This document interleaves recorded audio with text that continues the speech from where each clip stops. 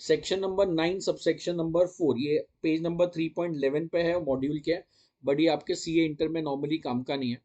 ये बोलता है कि अगर सेंट्रल गवर्नमेंट नोटिफाई कर रहा है, पहली बात तो वो इंपॉर्टेंट है, नोटिफिकेशन होना चाहिए, और अगर registered specified class of registered person who शैल,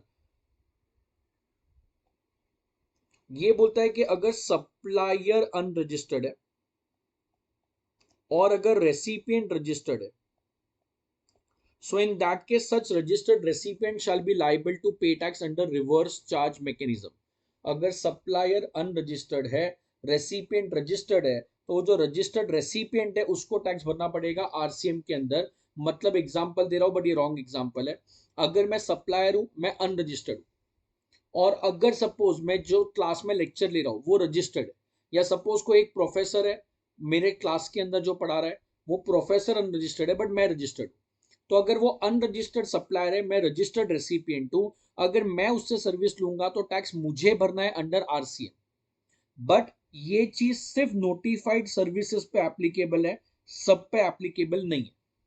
तो ये जो मैंने एग्जांपल दिया वो नोटिफाइड नहीं है, तो वहां पे आरसीएम नहीं आएगा। नोटिफाइड सर तो कौन सा है, एक ही एग्जांपल में नोटिफाइड है, बिल्डर अगर मटेरियल खरीद रहा है तो बिल्डर को कम से कम 80% मटेरियल रजिस्टर्ड सप्लायर से खरीदना है।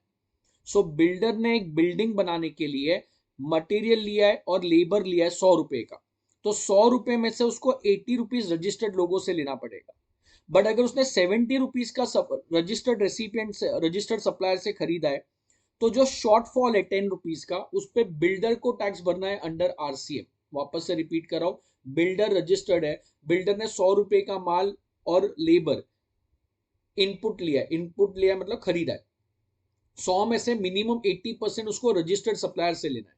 बट अगर वो 70 रुपीज का रजिस्टर्ड सप्लायर से ले रहा है, तो जो 10 रुपीज शॉर्टफॉल है उस पे आरसीएम में बिल्डर को टैक्स भरना पड़ेगा अंडर सेक्शन 9 सबसेक्शन 4। बट ये नोटिफिकेशन अपने काम का नहीं है, इसलिए इग्नोर करना।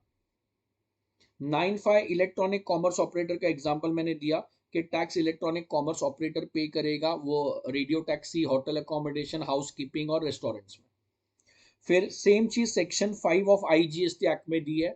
अपन ने सीजीएसटी में इंट्रा वर्ड पढ़ा था, आईजीएसटी में इंटर वर्ड आ जाएगा। अपन ने 20% टैक्स पढ़ा था, यहाँ पे मैक्सिमम रेट ऑफ टैक्स 40% आ जाएगा। Rest everything is same.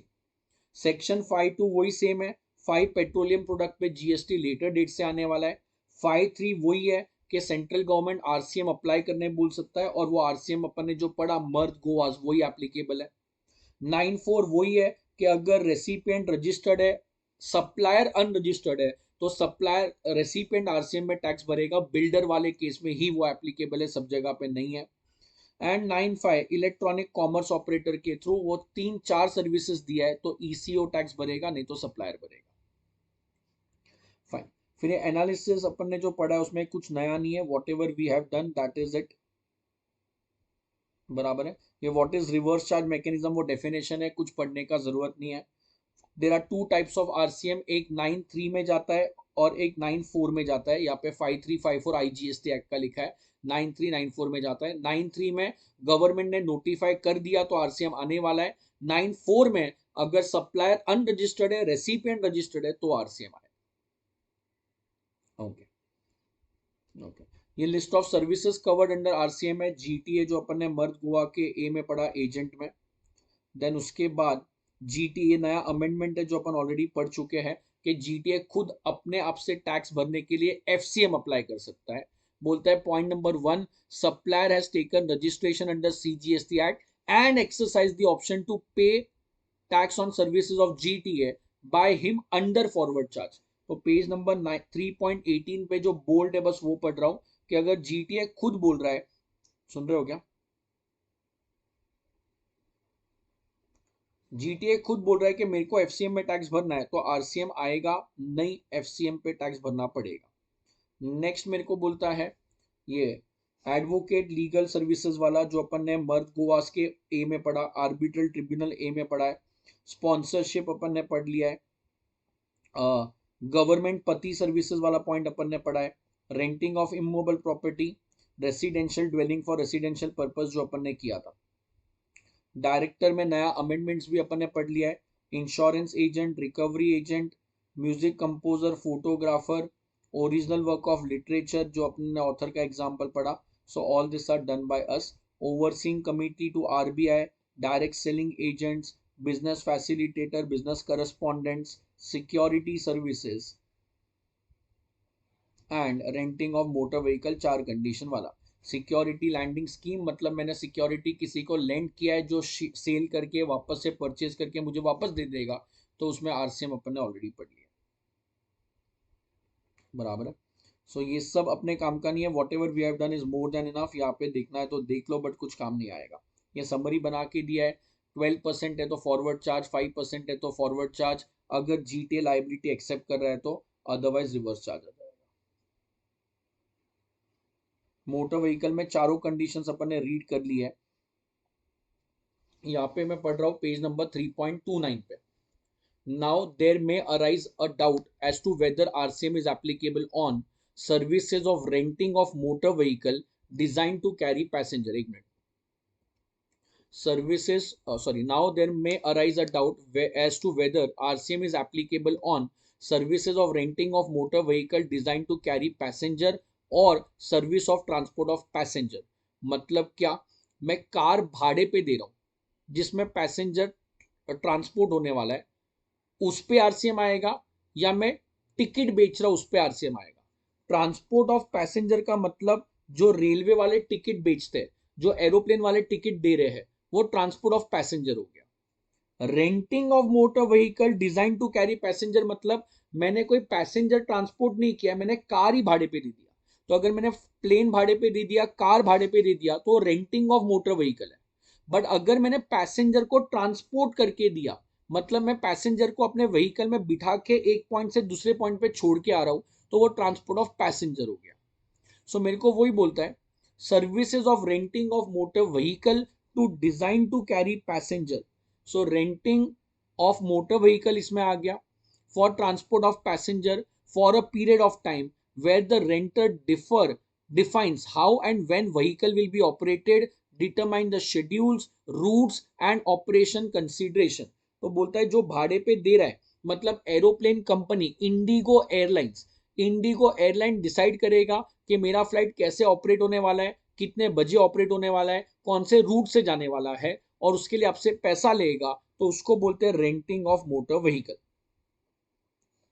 Passenger transport services over pre determined routes and for pre determined schedule, बराबर है। सो अगर प्री डिटरमाइंड रूट है, जैसे कि एयरलाइंस वाला, जैसे कि रेलवे वाला, तो वो पैसेंजर ट्रांसपोर्ट सर्विस मतलब टिकट बेच रहा है, मतलब पैसेंजर ट्रांसपोर्ट सर्विस, बराबर है। अगर आपने रेंट पे लिया, तो जैसे अगर मुझे मुंबई से लोनावाला जाने का है, तो मैंने सामने वाले टूर ऑपरेटर को बोला कि सर मुझे कार भाड़े पे दे दो और 5 दिन के लिए भाड़े पे चाहिए, तो वो बोलता है कि सर 5 दिन के लिए अगर कार भाड़े पे चाहिए तो एक दिन का भाड़ा 10,000 रुपया।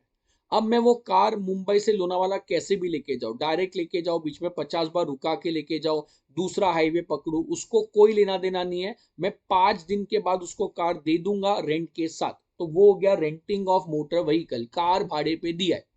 बट अगर मैं बस पकड़ता हूं मुंबई से लोनावाला का, तो वो एक स्पेसिफाइड रूट पे जाएगा। अगर मैं ट्रेन पकड़ता हूं तो स्पेसिफाइड रूट पे जाएगा, तो ट्रांसपोर्ट ऑफ पैसेंजर सर्विस हो गया। तो बेसिकली टिकट बेचना is a transport of passenger service, वो व्हीकल वेसल या एरोप्लेन रेंट पे लेना is a renting of motor vehicle. Accordingly, where the body corporates hires a motor vehicle for transport of employee for a period of time during which the motor vehicle shall be at the disposal of body corporate, the service would fall under the service of renting of motor vehicle। तो रिलायंस वाले ने क्या किया है, रिलायंस वाले ने एक tour operator को बोला है कि सर हम लोग को एक इनोवा कार भाड़े पे दे दो। अब वो इनोवा कार सपोज 1 महीने के लिए भाड़े पे लिया है, तो 1 महीने में वो कार में 500 बार एम्प्लॉय अप डाउन करे, 200 बार करे, या कभी कार खाली पड़ा है, बैठा है, ऑफिस में ही है, कोई जा नहीं रहा है, it is up to the discretion of Reliance. तो रिलायंस के पास पावर है वो डिसाइड करने का। तो रिलायंस ने कार भाड़े पे लिया है, ना कि ट्रांसपोर्ट ऑफ पैसेंजर का सर्विस लिया है। दस reverse charge would apply on an act of renting of motor vehicle by body corporate, and in such a case if body corporate uses in the manner as it likes, मैं अपनी मर्जी के हिसाब से use करूंगा तो उसको vehicle on rent मानते हैं.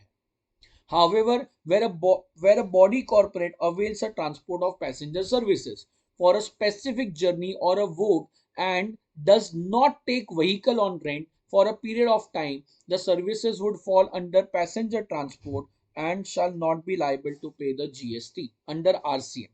So tax body corporate नहीं भरेगा, टैक्स एयर इंडिया वाला भरेगा. वापस से रिपीट करता हूं, दो पॉइंट है इधर. अपन ने जो मर्द गोवा में एम पढ़ा था, एम में था रेंटिंग ऑफ मोटर व्हीकल. तो वो बोलता है कि रेंटिंग ऑफ मोटर व्हीकल और पैसेंजर ट्रांसपोर्ट में डिफरेंस क्या है. आपने कार भाड़े पे ले लिया, फिर आप उसको जैसे यूज करोगे वो आपकी मर्जी, तो वो रेंटिंग ऑफ मोटर व्हीकल है. बट आपने बस का टिकट लिया, ट्रेन का टिकट लिया, तो पैसेंजर ट्रांसपोर्ट सर्विस है.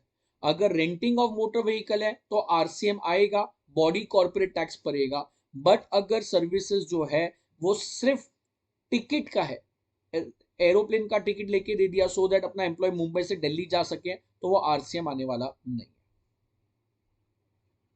फाइन. रेम्यूनरेशन टू डायरेक्टर, अपन ने अभी जस्ट अमेंडमेंट पढ़ा कि डायरेक्टर ने जो सर्विसेज दिया है एज अ डायरेक्टर तो आरसीएम आने वाला है. बट अगर उसने पर्सनल सर्विसेज दिया है तो आरसीएम आने वाला नहीं है. देन ई कॉमर्स ऑपरेटर के थ्रू नोटिफाइड सर्विसेज, ओमनी बस, मोटर व्हीकल जो अपन ने पढ़ा है, रेडियो टैक्सी की बात चल रही है, होटल अकोमोडेशन अपन ने पढ़ा है, हाउस कीपिंग अपन ने पढ़ा है, रेस्टोरेंट्स पढ़ा है. बट रेस्टोरेंट्स के अंदर 7500 वाले रेस्टोरेंट्स नहीं आएंगे. बराबर है.